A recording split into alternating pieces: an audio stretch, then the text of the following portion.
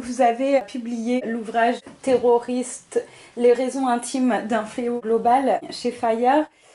Justement, est-ce que vous pouvez juste rappeler les autobiographies que vous avez utilisées et les dates et le lien que vous arrivez à faire entre ces différentes autobiographies qui finalement ne se situent pas au même moment dans le temps? Je pense que c'est assez intéressant. Ouais. Pourquoi j'ai choisi des autobiographies? Parce que c'était, comme psychanalyste, justement, je voulais étudier ce que disaient eux-mêmes ces personnes de leur parcours, dans leurs propres mots. Alors moi, j'ai choisi des autobiographies qui m'étaient accessibles, d'abord. J'ai pas voulu faire un travail... c'est pas un travail universel, j'ai pas dit je regarde toutes les autobiographies qui existent dans le monde entier. Donc j'en ai lu beaucoup, j'en ai choisi certaines. Alors mes critères de choix, c'était la langue d'abord, il fallait que je puisse les lire assez facilement, donc anglais, italien, français, un peu allemand. J'ai choisi des terroristes d'extrême gauche. Moi j'ai vu ça du point de vue du passage à l'acte terroriste, et du fait qu'en effet chaque fois il y avait un désir politique quand même à la base. Donc je me suis intéressée effectivement aux anarchistes du début du XXe siècle en France, en Italie, en Angleterre, dont certains ont écrit des choses. Aussi parce que à l'époque, si vous voulez, la politique pénitentiaire était très différente de maintenant. C'est-à-dire on s'intéressait beaucoup à ce qu'ils avaient à dire, on les poussait à écrire, même au pied de l'échafaud, si je puis dire. Bon, le personnel pénitentiaire, comme le directeur de la prison, voulait savoir ce que Émile Henry avait dans la tête, par exemple, pour donner cet exemple. Émile Henry qui a fait le premier attentat de masse quand même dans les années, enfin en 1894, si je ne me trompe pas, dans les dates.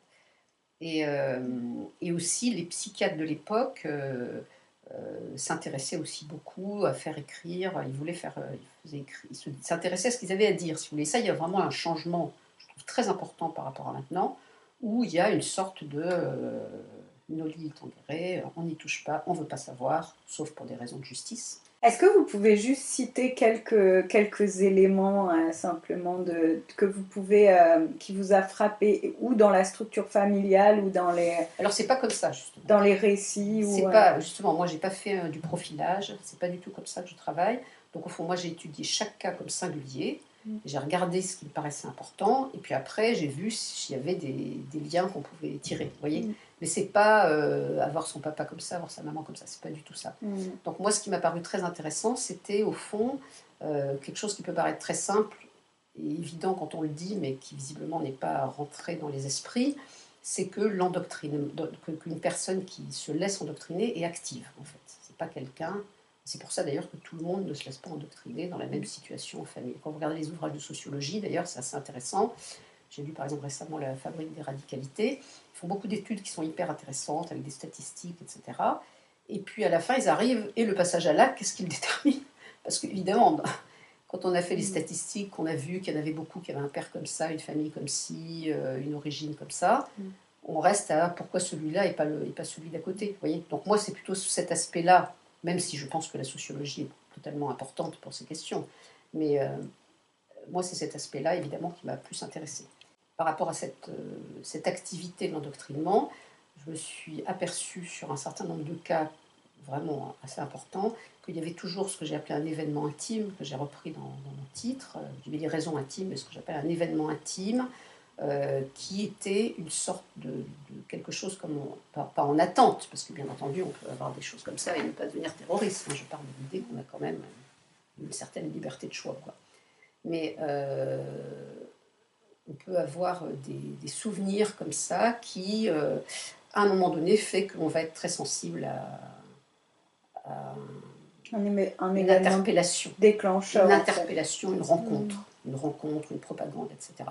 Alors, si vous voulez, je vous donne des petits exemples comme ça. Par exemple, il y a quelqu'un qui a écrit son autobiographie qui s'appelle David Valla. Oui, j'allais vous en parler, voilà. d'ailleurs. Lui, par exemple, c'est très, très clair dans son cas. Il dit, bon, lui, donc, il était d'origine juive sans le savoir, par son père.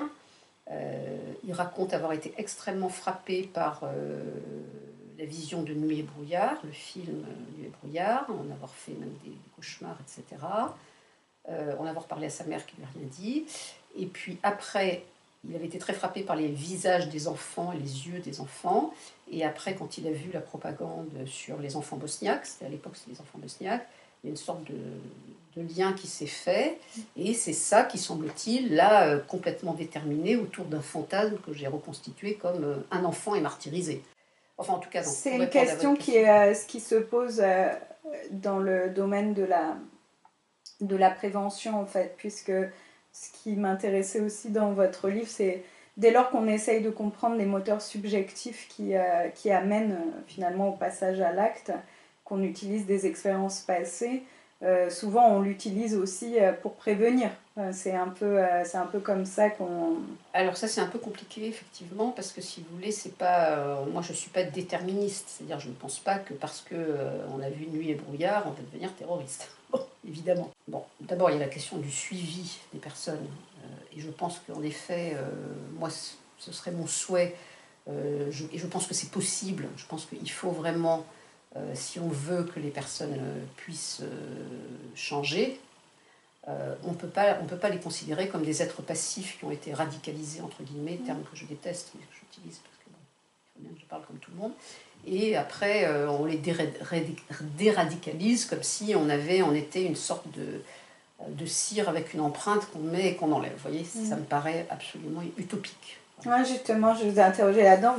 Souvent, on le décrit comme un processus, mais est-ce que vous pensez qu'il peut y avoir un processus, non pas inverse, mais une réflexion et un dépassement de Moi, si vous voulez, d'après ce que j'ai trouvé dans ces recherches, eh bien, il y a donc, il faut distinguer pour moi l'événement intime, si vous voulez, qui correspond à une sorte de décision, et puis le moment de l'entrée et le mode d'entrée.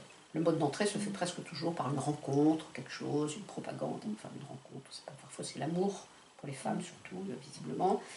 Et puis l'événement intime, c'est quelque chose qui est en attente, si vous voulez, et qui pourrait très bien ne jamais rien donner. Donc c'est le moment où ces choses se télescopent, et à ce moment-là, ce qui se passe, il y a un transfert de conviction. C'est-à-dire qu'en fait, nous, on croit beaucoup à nos souvenirs. On y croit. On croit à nos souvenirs comme presque à des hallucinations. Par exemple, ce qu'on appelle les souvenirs écrans. Je ne sais pas si vous connaissez un peu de psychanalyse, sûrement. Donc, on a des souvenirs comme ça auxquels on croit, on se rappelle telle scène, au fond, il y a une croyance, une conviction. Et je pense qu'à ce moment-là, il s'opère une sorte de transfert de conviction de cette croyance à ce souvenir, ou à cette image, parce qu'il y a beaucoup souvent des images, à l'image ou ce qui vient de l'extérieur dans la propagande. Vous voyez. Et au fond, on va croire à ça d'une manière particulière, d'une manière créative. Une résonance, en fait. Plus qu'une résonance, on va se mettre à soi-même faire de la propagande, soi-même être convaincu, et vous voyez, quelque chose de... Voilà, et donc, si on pense ça comme ça, eh bien, on doit penser aussi le suivi déjà, et on parlera de la prévention après, le suivi déjà, en se disant qu'au fond, tant que la personne n'est pas revenue sur ce moment-là, cette décision intime qui lui a fait faire ce transfert de conviction, eh bien, tout ce qu'on fait, ça sera peut-être très bien pour ailleurs, je ne sais pas, pour des tas de choses, mais en tout cas, à mon avis, ça ne touchera pas la chose essentielle. Oui. C'est intéressant. Voilà. Du coup, ça impliquerait de donner beaucoup plus d'importance finalement à l'analyse dans le dispositif de prévention. Et à la parole des gens. Et surtout à la parole des gens, à ce qu'ils ont à dire. Mais est-ce que vous pensez, je réagis par rapport à ça, que ça a un rapport justement avec la question religieuse, parce que c'est un peu la polémique, ou est-ce que vous pensez que c'est une thématique qui dépasse ça? Pour moi, si vous voulez, le contexte idéologique, c'est pour ça que j'ai fait attention puisque j'ai parlé des anarchistes, j'ai parlé des Weathermen, qui sont un groupe terroriste américain des années 70, que vous connaissez peut-être, qu'en France personne ne connaît, qui a lutté contre la guerre du Vietnam et aussi pour les droits civiques aux États-Unis, et qui sont passés au terrorisme. J'ai parlé des Brigades Rouges, voilà, et puis après de certains djihadistes plus anciens que la vague de maintenant. Et en fait, dans tous ces cas, bien sûr, l'idéologie compte, et elle change. Il y a un contexte historique, politique, il y a une idéologie. Vous voyez, à chaque fois, il y en a toujours une. C'est ça qui définit quand même le terrorisme. Et la lutte contre l'État. Et donc, je ne pense pas... Enfin, si vous voulez, pour moi, cette polémique est totalement stupide. Enfin, je veux dire, radicalisation de l'islamisme, radicalisation de... La radicalité de l'islam ou l'islamisation de la radicalité. Enfin, tout ça, ça me paraissait complètement absurde comme polémique, si vous voulez. Bon, on est dans un contexte idéologique particulier. Alors, la différence qu'il y a avec les autres mouvements terroristes, c'est qu'on est dans un contexte de masse. C'est-à-dire que ça touche ça touche à l'islam, donc à des personnes qui pratiquent leur religion. Et donc ça, c'est des grandes quantités de gens, parmi lesquels il y en a très très peu, au fond, qui deviennent terroristes. Vous voyez. Et donc il y a toute la difficulté de... Bon, la seule chose que je peux dire simplement par rapport à ça, qui me paraît claire, c'est qu'au fond, dès qu'on est dans un milieu confiné, il y a plus de facilité de basculer à des choses radicales. C'est-à-dire que par exemple, dès que les gens rentrent dans l'underground, dans les mouvements précédents, que ce soit anarchiste, enfin dans tous les mouvements terroristes, dès qu'une personne est mise dans quelque chose de confiné, où elle ne doit plus dire son nom, etc., elle va d'autant plus facilement passer à l'acte. Ça touche en France, là je parle uniquement, ça touche quand même des personnes issues de quartiers défavorisés, des personnes qui à 65% n'ont pas le niveau du bac, n'ont pas d'études supérieures, Oui, sont des personnes qui expriment un sentiment de discrimination. Oui, mais parmi elles, il y en a très peu qui deviennent terroristes. Bien sûr. Voilà, donc c'est pour ça, si vous voulez, moi je suis d'accord avec ces statistiques, mais je me suis intéressée à ce qui différenciait ceux que je pouvais rencontrer qui passaient à l'acte de ceux qui sont discriminés mais qui ne passent pas à l'acte. Mais justement, c'est intéressant parce que du coup, ça explique que la psychanalyse a toute sa place pour expliquer ces phénomènes finalement, puisque s'il n'y a pas de facteurs déterminants sociologiques, même si on peut voir un terrain, finalement, le passage à l'acte reste quelque chose de personnel, donc Oui. ce qui implique... Pour moi, c'est une évidence. Et vous parlez justement dans votre livre, c'est la dernière question, du cas des femmes kamikazes. Quel constat vous pouvez faire à ce sujet et est-ce que vous pensez qu'il y a des profils qui sont différents des hommes si on essaye de revoir un peu ce qui amène au passage à l'acte? Bon, alors moi, je suis contre les profils. D'accord. Donc ça, je vous dis, je pense que les profils, c'est pas une approche suffisamment fine. Voilà. Mais bon, quand même, dans tous les cas que j'ai pu lire ou voir, il y avait quand même un rapport à l'amour qui était assez important, dans tous les cas. Et vous posez la question, pourquoi des jeunes gens deviennent-ils terroristes? De ce fait, j'avais envie de vous poser la question, quel est le lien qu'on peut établir entre jeunesse et puis ce passage à l'acte terroriste? Est-ce que vous pensez qu'il y a un lien? Il y a pas mal de travaux sur l'adolescence, est-ce qu'à votre avis, ça s'enracine dans des thématiques adolescentes? Alors, il y a la question des idéaux, certainement, c'est-à-dire que ça repose sur des idéaux, toujours, d'aller vers un monde meilleur, quand même. Il y a une dimension utopique, idéale, donc c'est vrai que la jeunesse est plus fragile par rapport à ça, je pense.